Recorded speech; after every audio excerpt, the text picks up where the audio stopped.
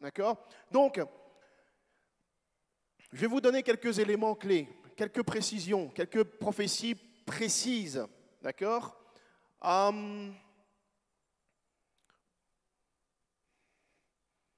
Prenons la prophétie au sujet de la tribu de laquelle le Messie devait être issu. Voilà. Ça, c'est précis, c'est concret. Une prophétie concernant la tribu de laquelle il devait sortir, donc dans laquelle il devait naître, donc dans laquelle il devait être le descendant. Okay? Il devait être issu, le Messie devait être issu de la tribu de Juda. D'accord? Et c'est effectivement à travers une mère issue de la tribu de Juda, Marie, si vous lisez le Nouveau Testament, dans les premiers chapitres, Matthieu, okay, vous allez voir que Marie est issue en fait de la tribu de Juda. Même Joseph, qui n'a pas participé en tant que père biologique, est issu de la tribu de Juda. Donc, les prophéties concernant la venue du Messie à travers la tribu de Juda, vous la trouvez dans Genèse 49, 10 et dans Michée chapitre 5, verset 2.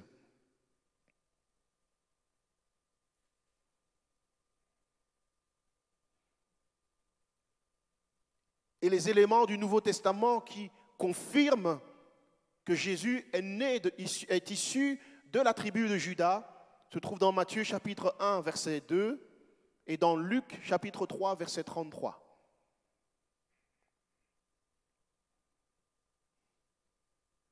Donc, la prophétie dit, le Messie doit venir de la tribu de Juda, Jésus est issu de la tribu de Juda. Si vous êtes vraiment pointilleux, vous retenez les passages bibliques, les versets, et vous pouvez voir avec une personne où cela se trouve. Toujours touchant, les prophéties touchant à ses origines, la Bible enseigne qu'il devait être descendant du roi David. Parce que c'est à David que Dieu a promis justement de donner un descendant sur son trône et dont le règne ne terminera jamais. C'est le Messie. D'accord? Et ça, cette prophétie, cette promesse, elle se trouve dans Ésaïe 11, 1. Entre autres, hein. Il y en a partout ailleurs. Et quand vous prenez Apocalypse 22, 16, on voit qu'il est issu, le descendant du roi David. Et il y a d'ailleurs un autre passage dans l'Apocalypse qui dit que Jésus est le lion de la tribu de Juda. Ça, c'était pour le point précédent.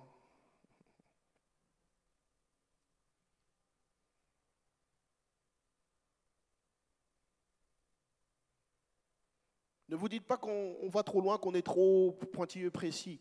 C'est vraiment important. Vous avez toutes sortes de personnes à qui vous pouvez rendre témoignage. Et des gens qui ont des connaissances variées et demandent des précisions différentes. Et vous devez être sensible.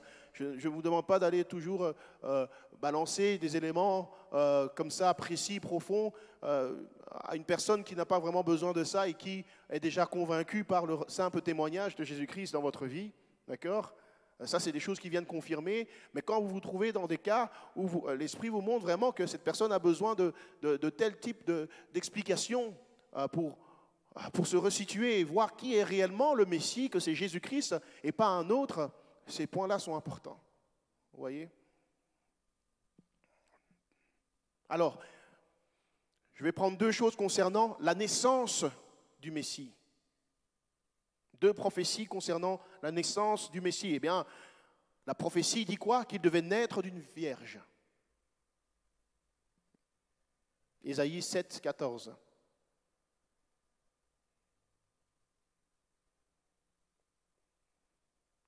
Et la confirmation de cette prophétie, vous la trouvez dans Matthieu 1, 18. Et vous pouvez citer un autre passage aussi, Galates 4, 4.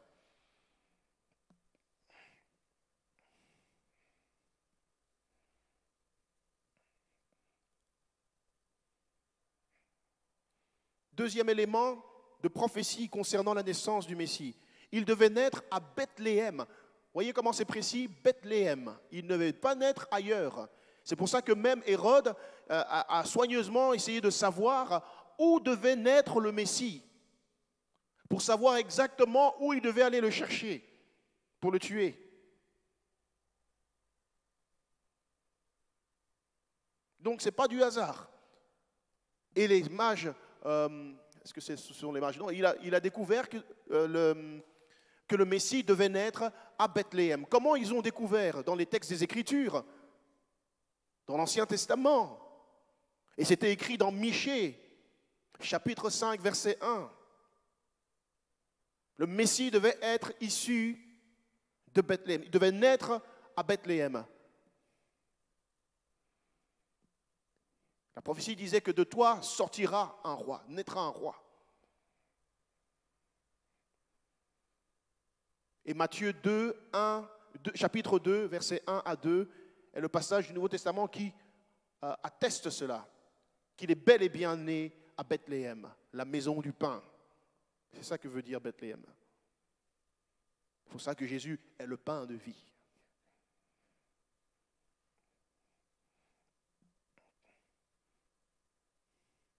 Il y a même des prophéties qui parlent du fait que des offrandes seraient déposées à ses pieds. Ce que les mages ont accompli.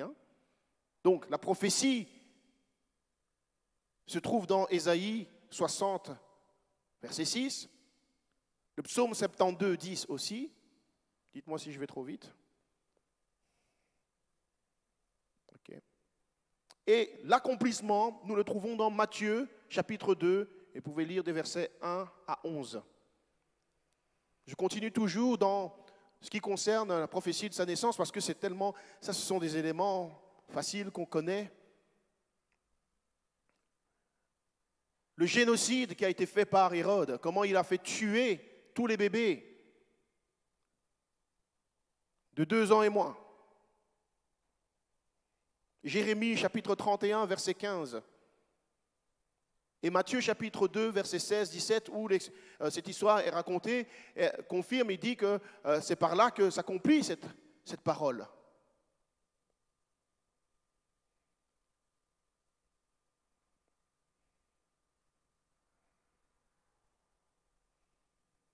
Et enfin, le fait que,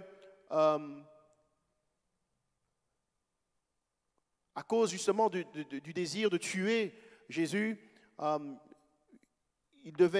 Joseph a dû prendre Jésus et sa femme pour partir en Égypte pendant un certain temps avant de revenir. Ça aussi, la parole se trouvait déjà dans l'Ancien Testament, dans les prophéties. Osée chapitre 11, verset 1. Confirmé dans le Nouveau Testament, dans Matthieu 2, 14 à 15. D'ailleurs, quand vous lisez le chapitre du Nouveau Testament, il dit, par là que s'accomplit la parole, j'ai appelé mon fils hors d'Égypte. Ça, c'est lorsqu'il est revenu.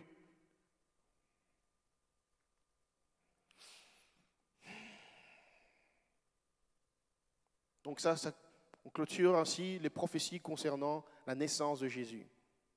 Est-ce que vous me suivez jusqu'ici? Donc il faut s'entraîner à être structuré par rapport à ça. Prophétie concernant ses origines. Donc, où il devait naître, de quelle tribu il devait être issu. D'accord? Prophétie concernant sa naissance qu'on vient de voir. Ensuite, les prophéties concernant son ministère. Son ministère en Galilée. Il sera appelé Galiléen. Trouvez ça dans Ésaïe chapitre 8, verset 23. Et toujours dans Ésaïe chapitre 9, verset 1. Confirmé par Matthieu chapitre 4, verset 12 à 16.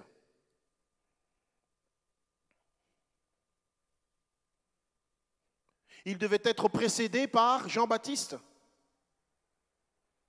La voix qui crie dans le désert, préparez le chemin du Seigneur, aplanissez ses sentiers.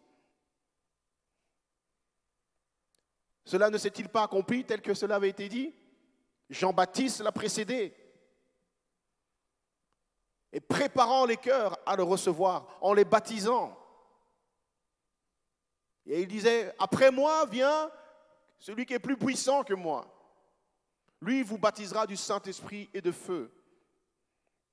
Donc, son ministère est précédé par Jean-Baptiste, dans Ésaïe chapitre 40, verset 3,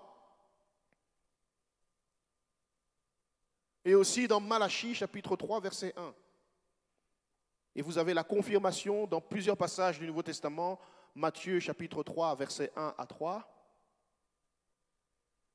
toujours dans Matthieu chapitre 11, verset 10, dans Jean chapitre 1, verset 23, et dans Luc chapitre 1, verset 17.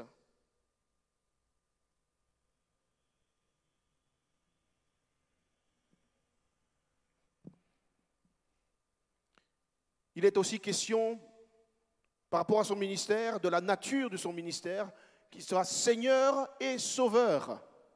Jésus accomplit cette parole, psaume 110, verset 1, accompli dans Luc chapitre 2, versets 10 à 11, et dans Matthieu chapitre 22, 43 à 45.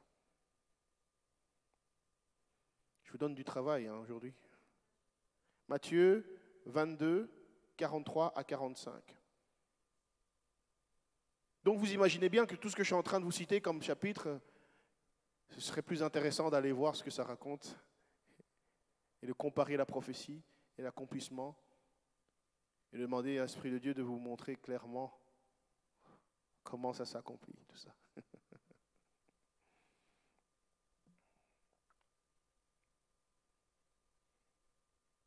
Il devait avoir un ministère de prophète, de sacrificateur, de juge et de roi. Et tout cela est prophétisé dans l'Ancien Testament et accompli dans le Nouveau Testament. Vous voulez les passages aussi? Allez, j'en donne un à chaque fois. Donc, ministère de prophète, Deutéronome chapitre 18, verset 15, et chapitre 18, verset 18.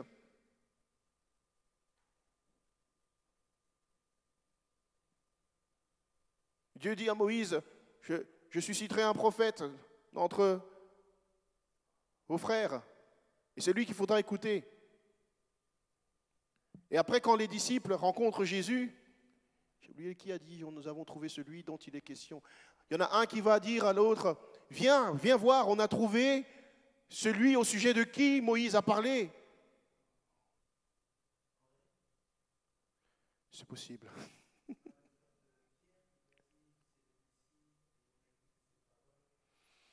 C'est possible. Je ne suis plus formel, je ne suis pas précisément sur des noms. Si tu trouves le passage, tu peux le partager. Et donc, je vous ai donné Deutéronome 18, et ça s'accomplit dans Jean chapitre 6, verset 14.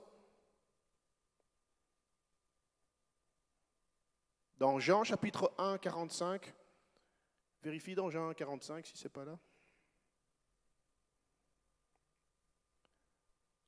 En Matthieu chapitre 21, verset 11. Et dans Actes chapitre 3, verset 19 à 26.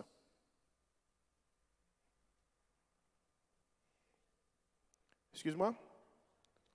Verset 19 à 26.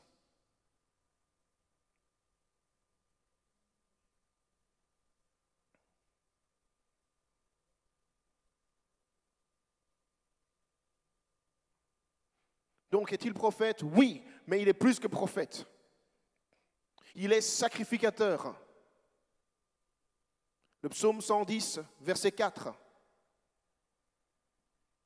Donc, le rôle du sacrificateur, c'était d'être représentant de Dieu devant le peuple et représentant en même temps du peuple devant Dieu. Et Jésus a accompli cela à la perfection. La Bible dit dans Hébreux 6, 20, de lui qu'il est le souverain sacrificateur. Amen.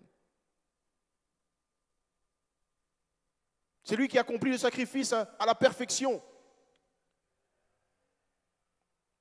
Les sacrificateurs de l'Ancien Testament exerçaient cette tâche-là en étant eux-mêmes coupables également et avaient besoin du pardon de leurs propres péchés.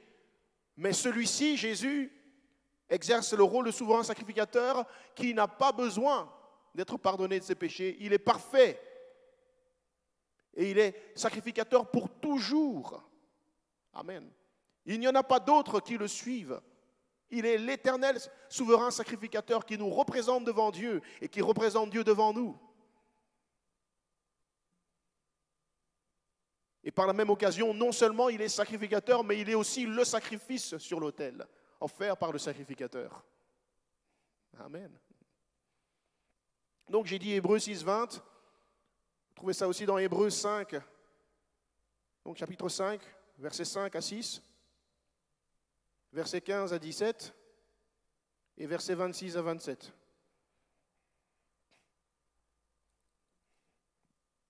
Alléluia.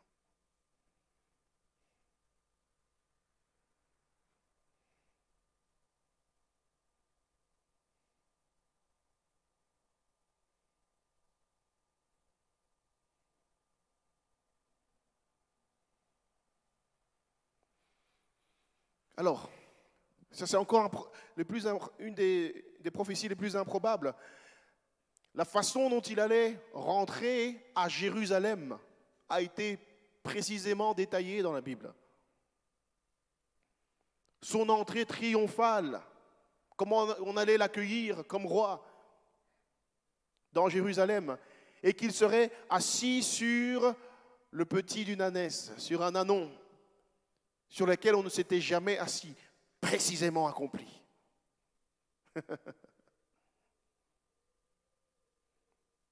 Donc la prophétie, elle est dans Zacharie, chapitre 9, verset 9. Est-ce que quelqu'un peut lire ça?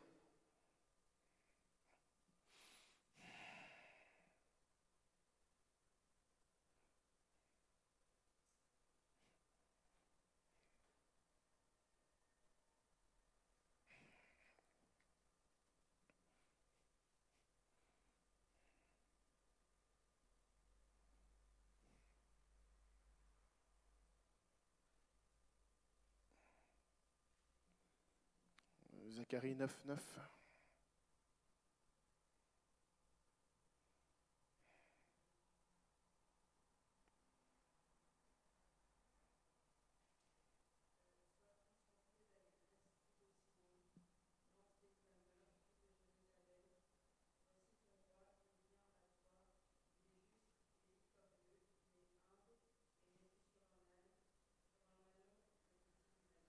Waouh!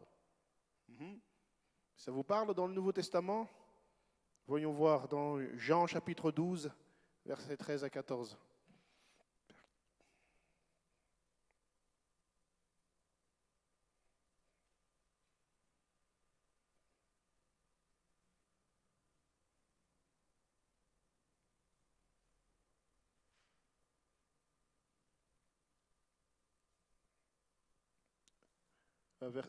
Chapitre 12, verset 12, je dirais, à 14.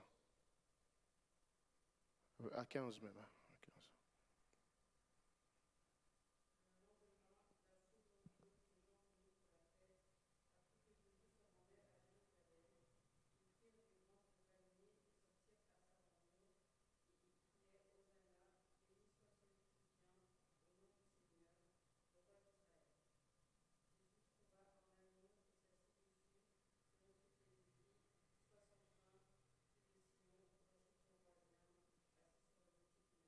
Amen.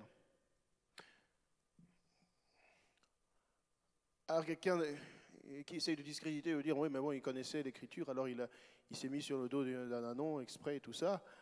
Mais il y a la foule qui est en train de crier exactement ce que dit la prophétie à son sujet, qui sera accueilli comme roi. Ah oui. Et c'est ça qu'on a tout étalé devant lui. Et on lui a fait des éloges comme un roi qui était accueilli. Parce qu'on pensait qu'à l'instant même, le royaume de Dieu allait venir. Hein.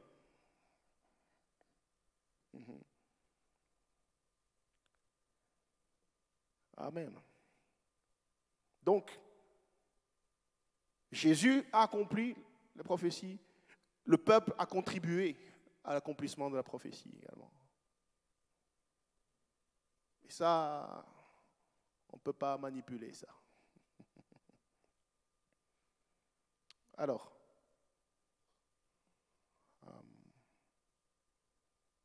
il est aussi question de son ministère dans le temple, dans Malachie chapitre 3, verset 1. Confirmé par Matthieu chapitre 21, verset 23.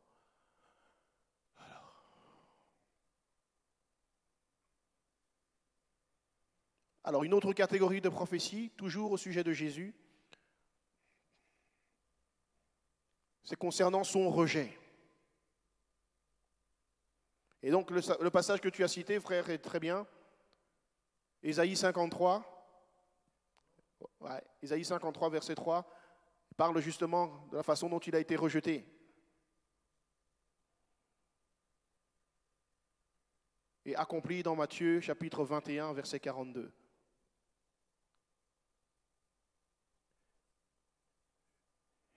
Il devait être trahi par un de ses disciples. Et cela a été déjà annoncé avant sa venue. Dans Psaume 41, 10 et dans Psaume 55, 12 à 14.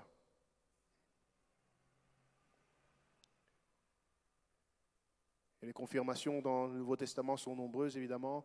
Vous avez Jean 13, 27 ou Marc 14, 10. Regardez jusqu'où ça va. Il devait être vendu au prix d'un esclave. Zacharie 11, 12. Confirmé dans Matthieu chapitre 26, 14 à 16. Les 30 cycles d'argent.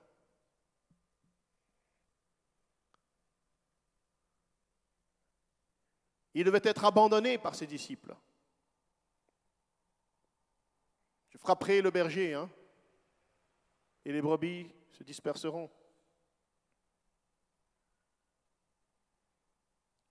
Zacharie 13, 7, confirmé par Marc 14, 50 et Jean 13, 38.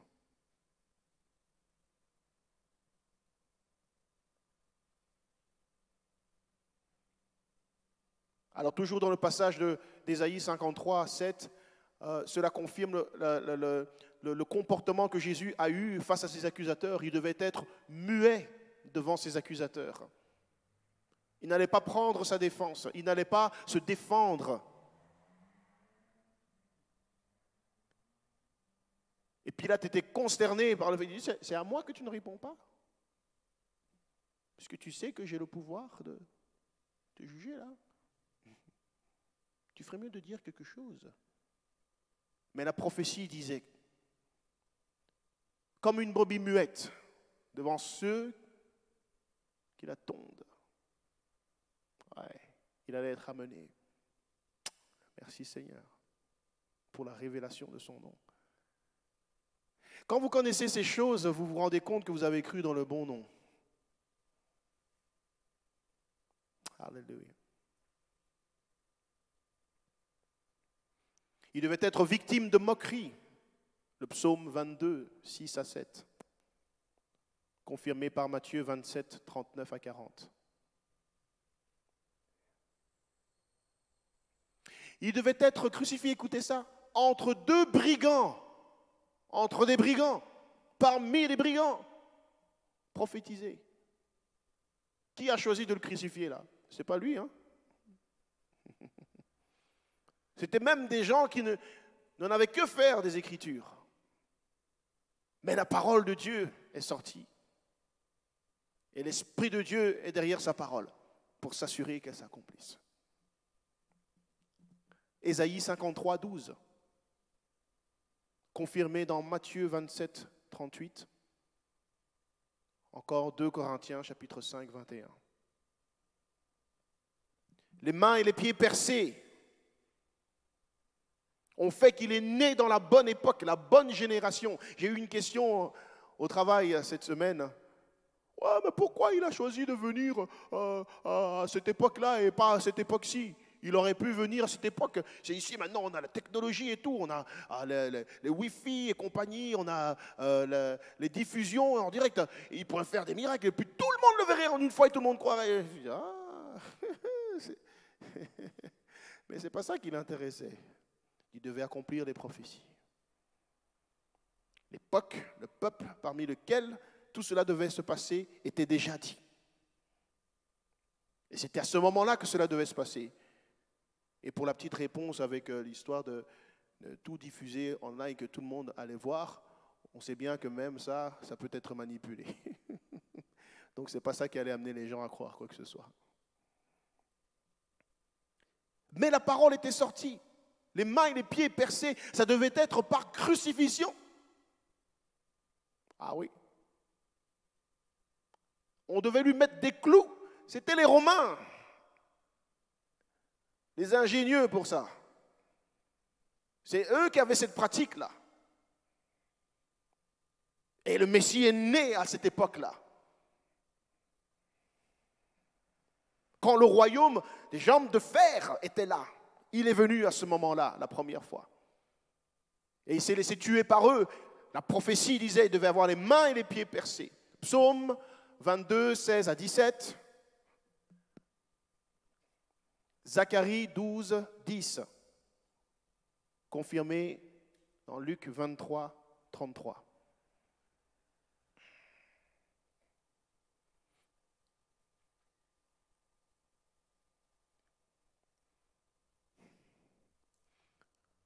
Il intercède pour les coupables. Prophétie. Toujours d'Ésaïe 53, 12. Vous voyez, vous pouvez utiliser le même passage pour mettre en évidence beaucoup de points. Ésaïe 53, 12. Donc il le fait à notre place. Il intercède pour nous. Luc 23, 34.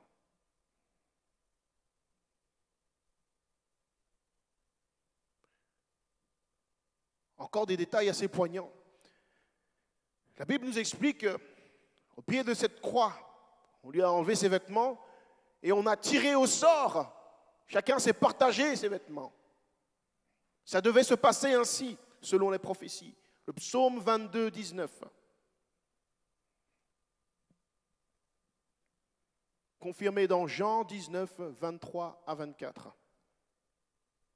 Et c'est là que vous comprenez que quand vous lisez les psaumes, les prophètes, la loi de Moïse, au fait, tout est en train de parler du Messie, du Christ, celui qui devait venir accomplir toutes choses pour le salut de nos âmes. Et quand vous ne comprenez pas qu'il s'agit du Christ, vous allez vous demander, mais de qui il parle? Et c'est comme ça que l'eunuque lisait Ésaïe 53. Et il disait, mais je te prie, à Philippe, dis-moi de qui parle-t-il? Parle-t-il de lui-même ou de quelqu'un d'autre? Il parlait de Jésus.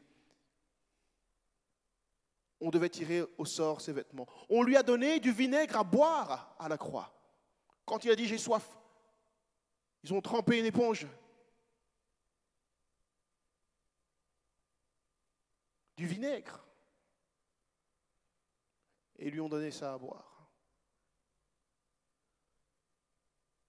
Et quand il le prit, il dit « ah, tout est accompli ». Ça, c'est dans Psaume 69, 22, la prophétie. Jean 19, 28, 29 nous le confirme.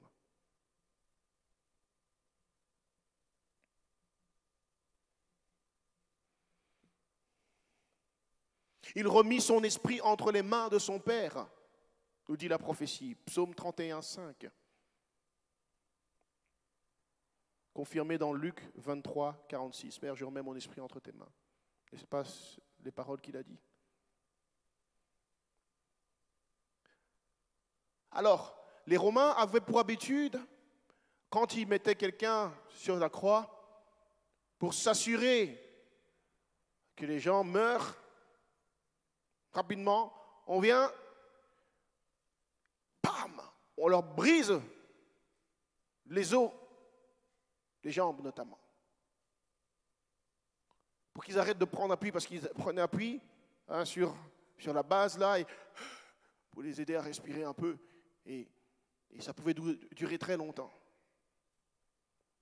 Alors on vient, on les achève comme ça. Bam! On fracasse les os. Mais le Messie, à son sujet, il est dit, aucun de ces os ne seront brisés. Alors, ils sont passés près du premier brigand, bam! Fracassé. Deuxième brigand, bam! Fracassé. Ils arrivent près de Jésus, ils le regardent, disant, il est déjà mort. On laisse tomber, on ne va rien faire. Prophétie accomplie. Aucun de ces os ne seront brisés. Néanmoins, ils devaient être percés. Alors, on a pris la lance et on a percé son côté pour que sortent l'eau et le sang. Alléluia. Oui, je dois vous donner les passages. La prophétie dans Psaume 34, 21, confirmée dans Jean 19, 32 à 33.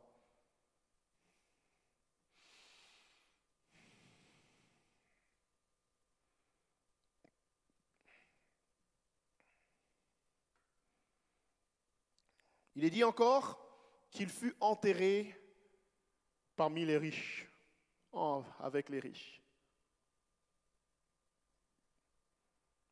Le fameux Joseph d'Arimathée est arrivé. C'était un disciple de Jésus. Il attendait le royaume de Dieu, il croyait en Jésus. Et c'était un homme riche.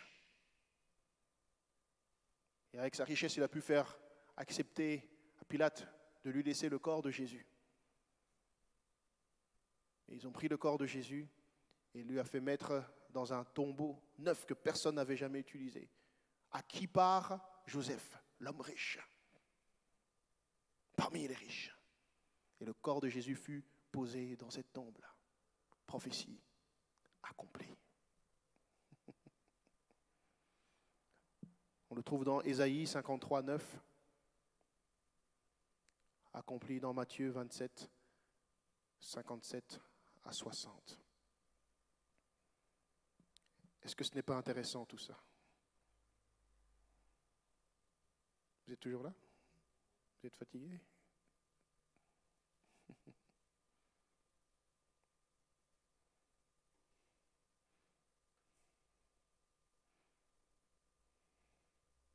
Donc c'est à force d'étudier et de revoir et revoir que ces choses vont rester dans votre esprit. Exercez-vous à cela. Ça, c'est la parole de Dieu. C'est bon de connaître ces choses. C'est bon de les méditer constamment. Non seulement pour vous, ça vous augmente la foi et la conviction ferme de celui en qui vous avez cru, mais ça vous équipe de la parole pour pouvoir répondre lorsqu'on vous demande de rendre compte de votre foi.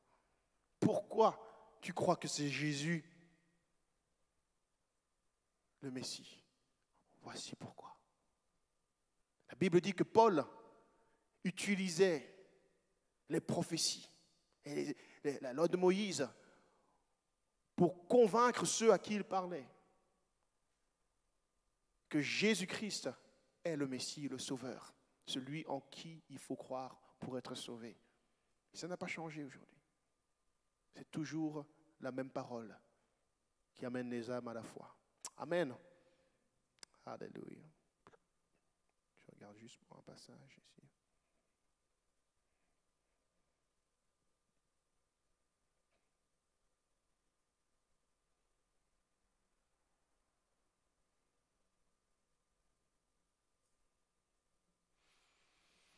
Alléluia. Enfin, les prophéties en rapport avec sa résurrection, bien sûr. On ne peut pas finir sur sa mort parce qu'il a fait plus que mourir, il est ressuscité. Il a vaincu la mort. Et le Messie qui devait venir est celui qui devait vaincre la mort. Et Jésus a accompli cette prophétie. La résurrection. Le psaume 16, 10. accompli dans Matthieu 28, 9.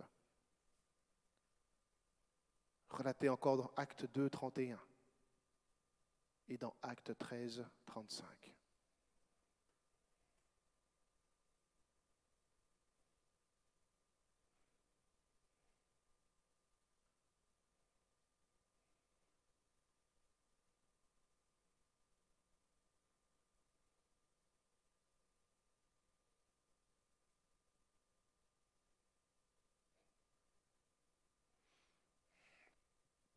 Son ascension, le fait qu'il devait monter au ciel.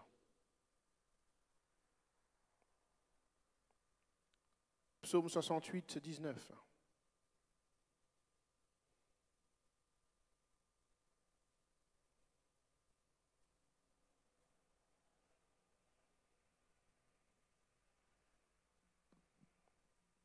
Il est question qu'il devait monter dans les hauteurs et emmener des captifs, ce dont rend témoignage encore Paul dans le livre des Éphésiens. Éphésiens chapitre 4, verset 8. Je vous ai donné le chapitre de Psaume ? Oui, 19, ok, parfait. Confirmé dans Éphésiens 4, 8, encore dans Acte 1, 9.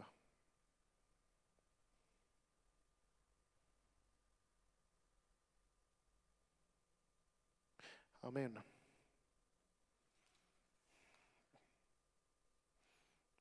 Il y a d'autres prophéties, mais qui concernent surtout le signe d'Israël, les choses qui devaient se passer avec Israël et les signes des temps de la fin, choses que tu as mentionnées, mais on n'aura pas le temps de voir ça aujourd'hui. Je rajouterai ça une autre fois. Ce fut beaucoup d'informations aujourd'hui. Je sens le poids de la fatigue. Mais combien de vous réalisez que c'est important ?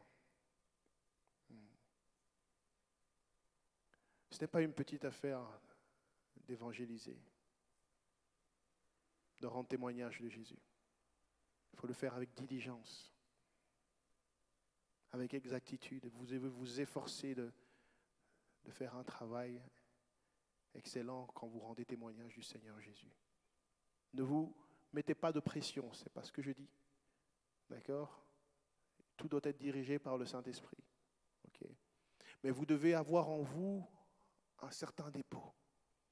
Et vous devez le rafraîchir et le renouveler et constamment le retravailler pour que le Saint-Esprit puisse ramener en surface les choses nécessaires. Vous comprenez ? Quand c'est le moment.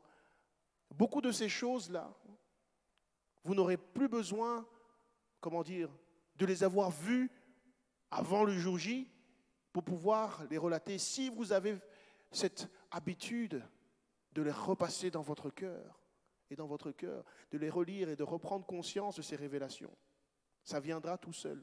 D'accord ? Ce n'est pas un examen. D'accord ? Mais ça doit être gravé dans vos cœurs.